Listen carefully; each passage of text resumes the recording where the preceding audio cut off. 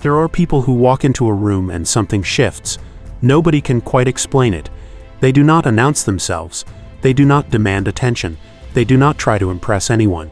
And yet every single person in that room is aware of them. Their words carry weight. Their presence commands attention.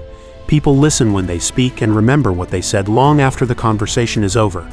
You have met someone like this. Maybe you work with one. Maybe you have seen one from across the room and wondered what exactly it is that they have that most people do not. Here is what almost nobody understands about that kind of presence. It has almost nothing to do with what they say. The words are almost irrelevant. What those people have mastered, whether consciously or through years of lived experience, is a set of psychological signals that the human brain reads automatically beneath the level of conscious thought. Signals that trigger respect, admiration, and trust before a single impressive sentence is ever spoken. And today you're going to learn all 6 of them. These are not social manipulation tricks. These are deeply researched psychological principles rooted in evolutionary biology, social neuroscience, and behavioral science. Master these, and you will never have to chase respect again, because you will understand how to simply become someone that respect follows naturally. Before we get into the 6 tricks, you need to understand one foundational truth about how human beings actually assess each other. Research from Princeton psychologist Alex Todorov found that people form judgments about another person's trustworthiness, competence, and dominance within 1/10 of a second of seeing them. 1/10 of a second. Before you have opened your mouth, before you have done anything, before your intelligence or your achievements or your personality have had any chance to show up, the judgment is already being formed. And those snap judgments are extraordinarily sticky. Todorov's research showed that first impressions formed in that fraction of a second predicted election outcomes, voting behavior, hiring decisions, and social influence with remarkable accuracy. This means the game of respect is being played at a level most people are completely unaware of. And the people who win it are the ones who understand what signals the brain is reading in that first fraction of a second, and in every interaction that follows. Now let us break down exactly what those signals are. Trick 1. Master the art of the intentional pause. Most people are terrified of silence. The moment a conversation pauses, they rush to fill it.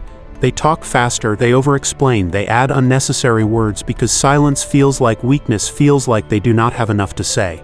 But here is what silence actually communicates to the observing brain: power. Research on social dominance and communication patterns consistently shows that high-status individuals speak less and pause more.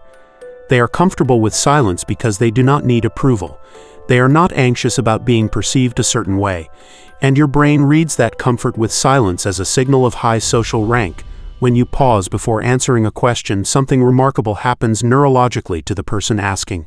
Their brain interprets your pause as evidence that you are thinking carefully, that your answer has weight, that you are someone who does not speak carelessly. Compare this to someone who answers immediately and nervously. That rapid, anxious response signals insecurity, and the observing brain categorizes it as low status almost automatically. Practice this starting today. When someone asks you something, pause for 2 to 3 full seconds before you respond. Let the silence sit. Do not apologize for it. Do not fill it. Own it. That pause alone will change how people experience your presence more than almost any other single behavior. Trick 2.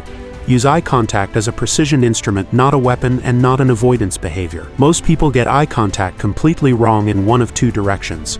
Either they avoid it because it feels too intense, and they break away nervously the moment connection is made. Or they overcompensate and stare in a way that feels aggressive or unsettling. Both extremes communicate the same thing to the social brain: discomfort, and discomfort signals low confidence, which undermines respect immediately.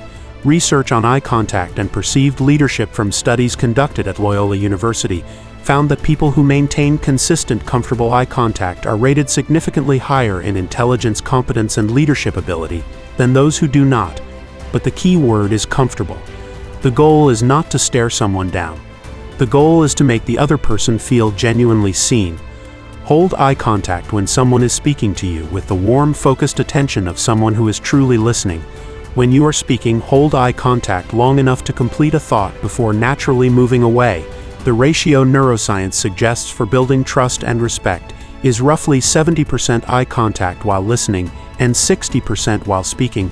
This ratio creates a feeling of genuine presence and confidence that people register immediately, even if they could never articulate why. Trick 3. Eliminate weak language from your communication entirely. This one is about what you say, but it is less about the content and more about the neurological impact of certain words and phrases that signal uncertainty and low confidence. Weak language includes phrases like "I just wanted to say," or "this might be a stupid idea, but are sorry to bother you," or "I think maybe we could possibly consider." Every hedge, every apology, every qualifier that does not need to be there, as a signal to the listening brain that you do not fully believe in what you are saying. And if you do not believe in it, why should anyone else? Research on language and perceived competence by Victoria Brezkal at Yale found that how people frame their speech dramatically influences how their intelligence and leadership ability are rated by others, independent of the actual content of what they say. Strong communicators state things directly. They say, "Here is what I think," rather than "I might be wrong, but." They say, "I will look into that," rather than "I am not sure, maybe I can try to find out." The content is almost identical, but the neurological signal is completely different. One says, "I am confident in my position." The other says, "I am not sure I deserve to take up space." Cut the qualifiers. Cut the unnecessary apologies. Say what you mean and mean what you say. Your words will immediately carry more weight. Trick 4. Practice selective generosity with your attention. In the modern world, attention is the scarcest resource there is. Everyone is distracted. Everyone is half present. Everyone is mentally somewhere else, even when they are physically in front of you. This means that giving someone your complete, undivided, genuine attention has become one of the rarest and most powerful gifts one human can offer another.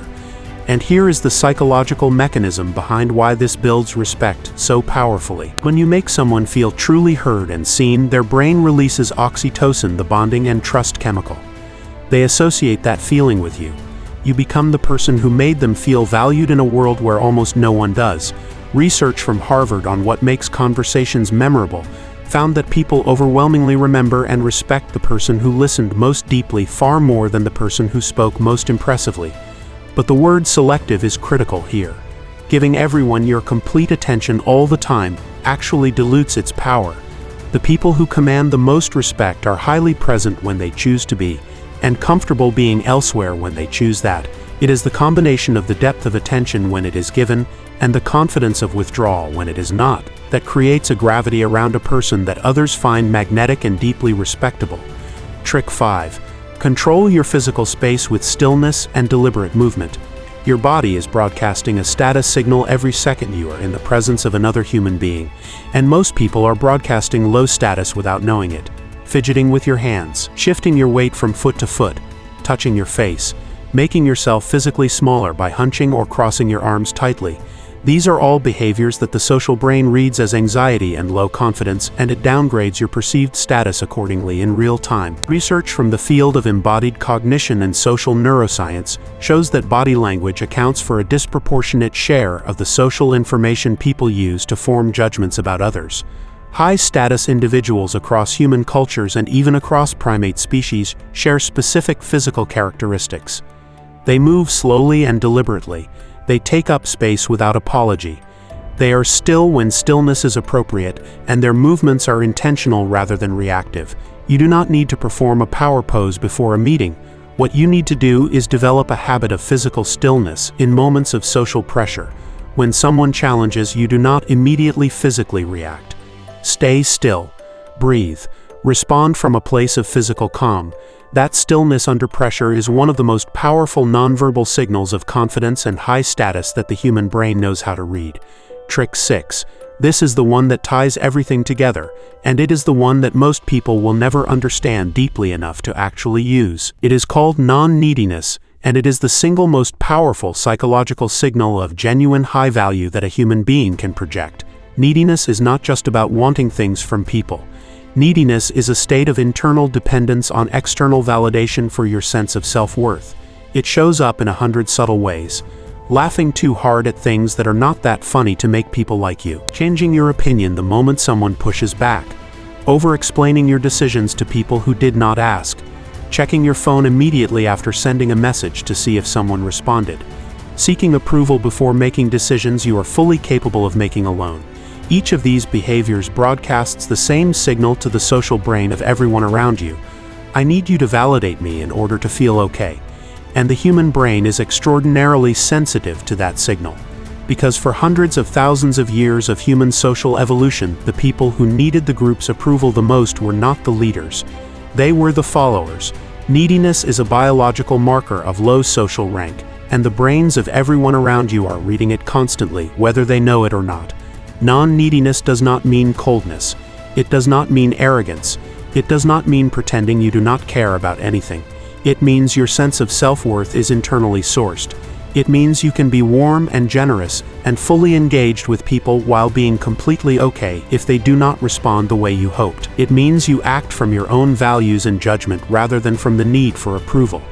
And here is the paradox that makes this the most powerful principle of all. The moment you genuinely stop needing people's respect is the moment they cannot seem to stop giving it to you. Because respect, like trust, like attraction, flows toward people who do not desperately need it and away from people who do. Here is the summary that matters.